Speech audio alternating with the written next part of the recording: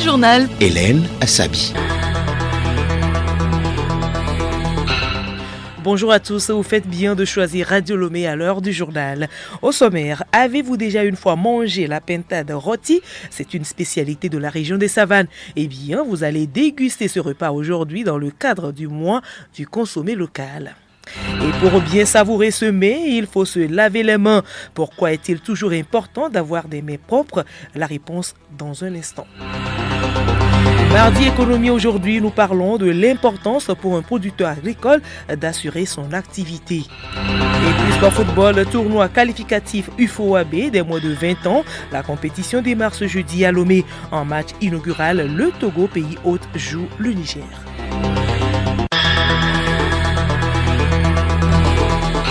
Radiolomé.tg.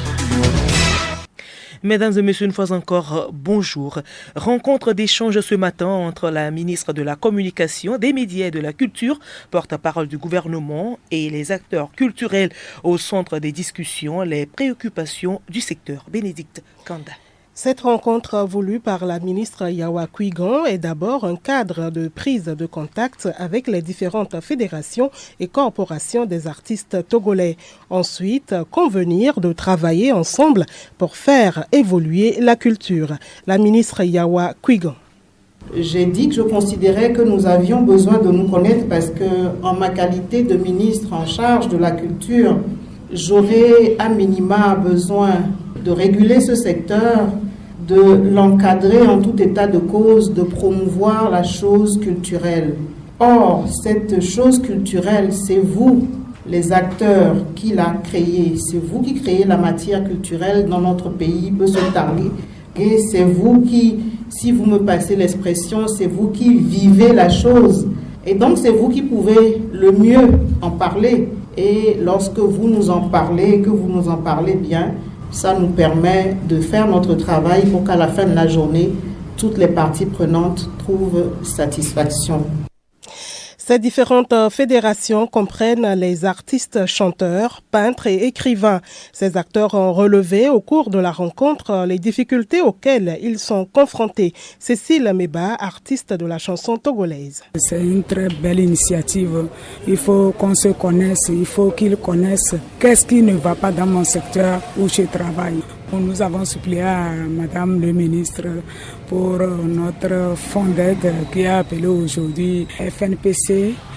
Et nous le supplions de voir si le taux peut encore monter pour qu'on puisse toucher des milliards, pourquoi pas, parce que notre problème à nous est énorme. Et nous voulons vraiment donner le meilleur de nous, même si ces fonds-là puissent vraiment nous financer et arriver là où nous voulons.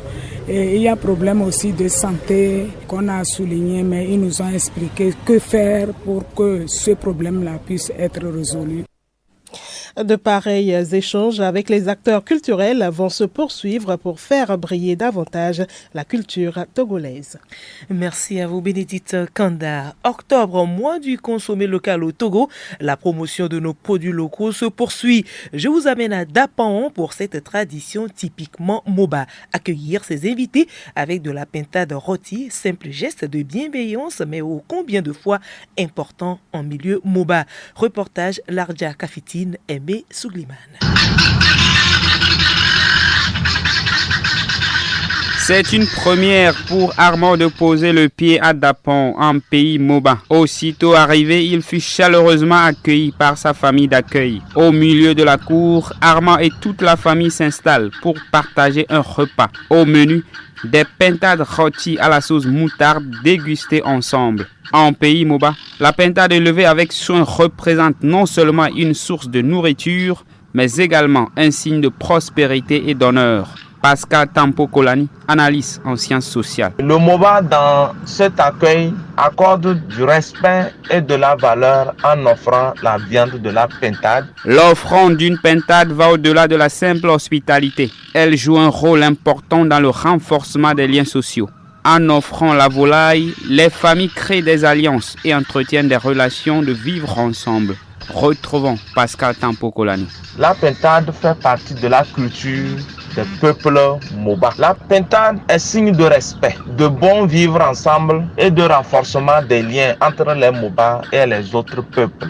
La pintade devient alors ce symbole d'une culture vivante qui célèbre le partage et la convivialité. Les jeunes générations sont encouragées à respecter cette tradition. Catherine Nabat, ménagère. On nous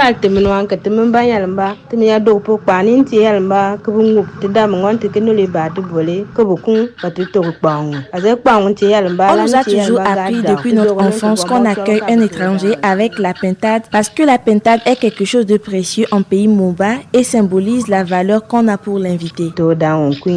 En ce mois de consommer local, faire don de pintade en pays Moba est bien plus qu'un simple geste culinaire. Il incarne les valeurs d'hospitalité, de solidarité et de culture vivante.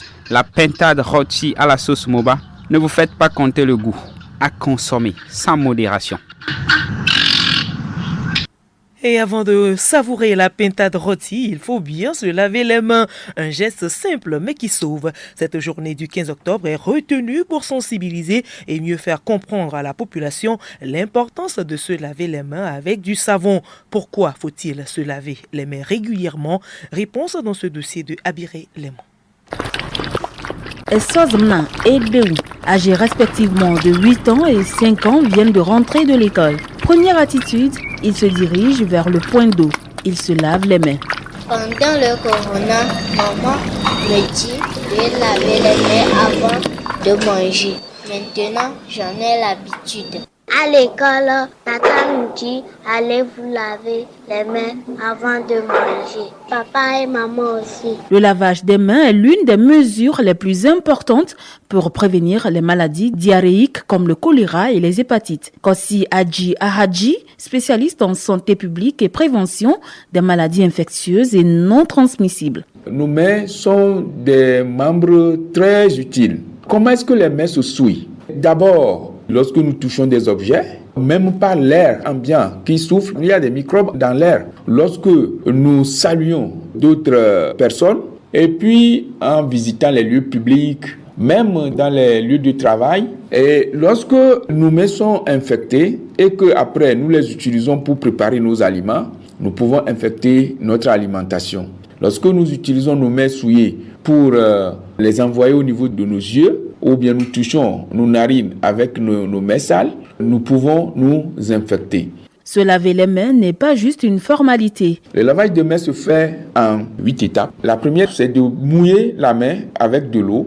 Deuxième étape, c'est de verser du savon dans le creux de la main. On commence maintenant à frotter les mains, les doigts, les paumes des mains, le dessus des mains et les poignets pendant au moins 20 secondes. Et après, il faut entrelacer les mains, bien nettoyer les ongles. Les ongles sont comme des nids pour les microbes. Maintenant, il faut rincer les mains. Après avoir rincé les mains, et il faut sécher les mains. Et le séchage se fait avec papier torchon, papier mouchoir, ça peut se faire avec essuie-main. La Covid-19 avait remis sur la table le dispositif de lave-mains. Que deviennent ces installations? Dr Ahadji répond. Le lavage des mains, c'est un élément très important qui doit faire partie des habitudes quotidiennes. Et donc, quand Covid semble baisser un peu sa virulence, les dispositifs de lavage des mains ont été jetés, oubliés. Les gens ne lavent plus les mains. Je voudrais attirer l'attention de toute la population, des administrateurs des services, qu'ils n'ont qu'à veiller à ce que les dispositifs de lavage de mains soient rendus fonctionnels. Avoir les mains toujours propres nous éloigne de plusieurs maladies. Merci à vous, Abiré Lemou. Et ce 15 octobre, c'est aussi la journée de la canne blanche, cet outil que tiennent les malvoyants en déplacement. Quel rôle ce bâton de couleur blanche joue dans la vie de ces personnes en situation de handicap? Élément de réponse dans ce dossier de Hervé Segbonou. Tout au long de l'histoire, la canne blanche a servi d'aide au déplacement pour les malvoyants. Ils l'utilisent pour éviter des obstacles. Par ailleurs, la canne blanche donne de l'assurance aux malvoyants puisque ce bâton leur permet de se déplacer seuls. D'une part, la canne blanche permet d'explorer son environnement direct en fournissant des renseignements comme les changements de direction, les dénivelés et les trous. D'autre part, ce bâton permet d'apprécier les distances, les différentes structures de sol et de se rendre visible aux autres. La femme rurale est aussi à l'honneur ce 15 octobre. Cette année, il est question de valoriser ces actrices essentielles du développement agricole. Ces femmes représentent 40% de la main-d'œuvre agricole mondiale et transforment 80% des produits agricoles en Afrique. Cependant, elles continuent de faire face à des obstacles majeurs dans l'accès aux ressources agricoles et à la participation aux décisions stratégiques. Elles rencontrent des difficultés pour accéder donc aux terres, aux semences et aux équipements agricoles. Le changement climatique aggrave aussi leur situation. Et justement, sécheresse, inondations, tels sont entre autres aléas climatiques qui affectent souvent les producteurs agricoles. On peut voir parfois des champs complètement asséchés par le soleil, faute de pluie, qui pour indemniser ces producteurs ont-ils souscrit à des polices d'assurance, puisqu'il en existe aussi pour ce secteur grâce à la finance inclusive. La page économique de ce jour relève l'importance pour un producteur agricole d'assurer son activité. Léontine Atoguima. Les producteurs agricoles ne sont pas exclus de la finance inclusive. Elle met à leur disposition des produits d'assurance pour souscription. Assurés, ils pourront être indemnisés en cas de sinistre.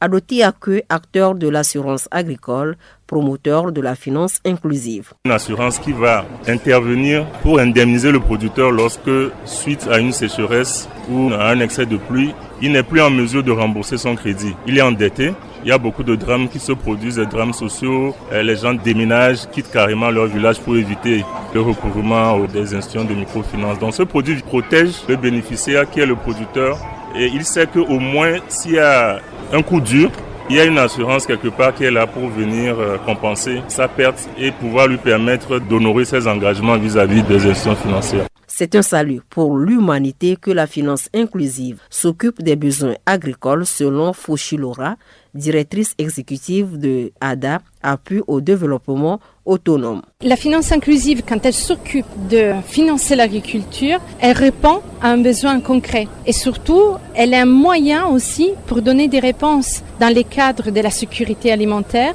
dans les cadres du développement durable. Toutes les initiatives qui sont mises aujourd'hui en route, pouvoir garantir une assurance agricole, pour pouvoir garantir, donc faire une gestion du risque environnemental selon différents volets, comme celui du développement durable, de faire face aux aléas climatiques, ou sinon offrir vraiment une potentialité de développement aux populations agricoles. Face au changement climatique, avec des intempéries qui surviennent sans prévenir, souscrire à une police d'assurance serait un atout pour les producteurs agricoles. Le journal Hélène Assabi.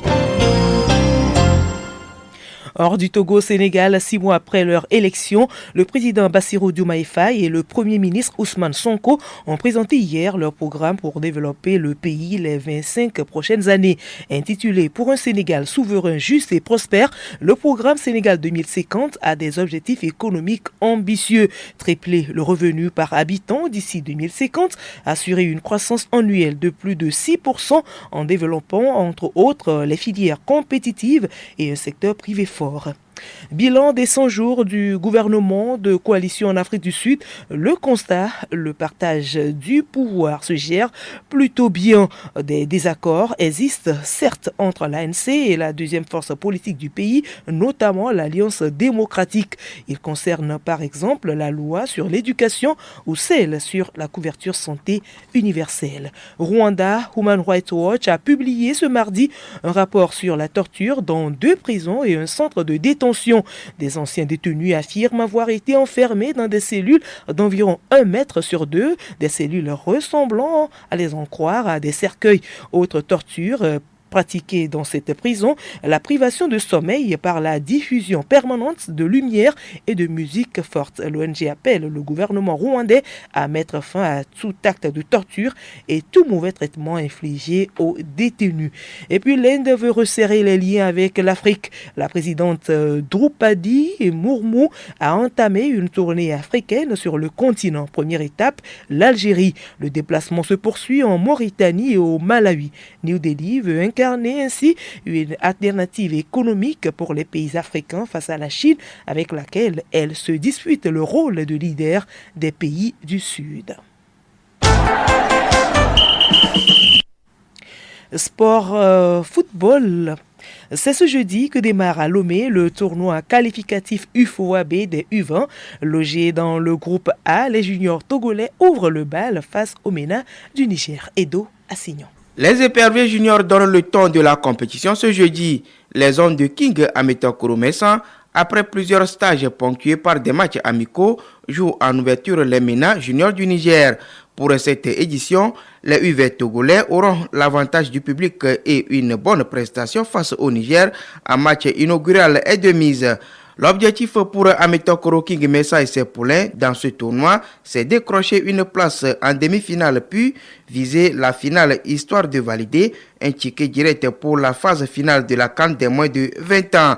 Les juniors togolais font leur deuxième sortie dimanche 20 octobre face au Bénin et le dernier match de poule le mercredi 23 octobre face au Ghana. Tournoi qualificatif UFOAB de U20, c'est du 17 au 31 octobre à Lomé. Éliminatoire CAN 2025, les éperviers seniors n'arrivent toujours pas à goûter aux délices de la victoire. Les hommes de Nibobé Daré ont de nouveau trébuché à domicile lundi face au Fennec d'Algérie, 0-1. Un résultat qui compromet les chances de qualification du Togo pour la CAN 2025 au Maroc. Le rendez-vous est pris pour novembre où les éperviers joueront le Libéria en déplacement avant de recevoir la Guinée équatoriale pour clôturer cette campagne des éliminatoires.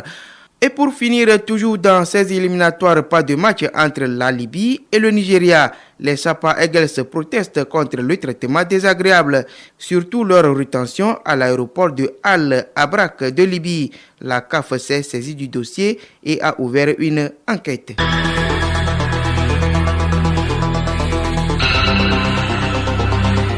Voilà, nous sommes ainsi arrivés à la fin de ce journal. Merci à vous de l'avoir suivi. Le rappel des titres. Avez-vous déjà une fois mangé la pentade rôti? C'est une spécialité de la région des Savanes. Eh bien, dans ce journal, vous avez dégusté ce repas et c'est dans le cadre du mois du consommé local. Et pour bien savourer ce mets, il faut se laver les mains. Pourquoi est-il toujours important d'avoir des mains propres? Vous avez eu la réponse dans cette édition.